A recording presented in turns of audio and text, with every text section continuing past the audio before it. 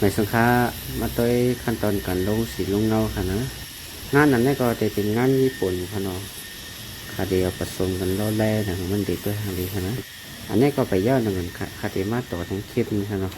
อันนี้คาเดมาในไล่ลงสีลงเงาค่ะมาสุขะไปปัญญาคลิปแจงเดมาเนี่ยค่ะนะมาสุขะ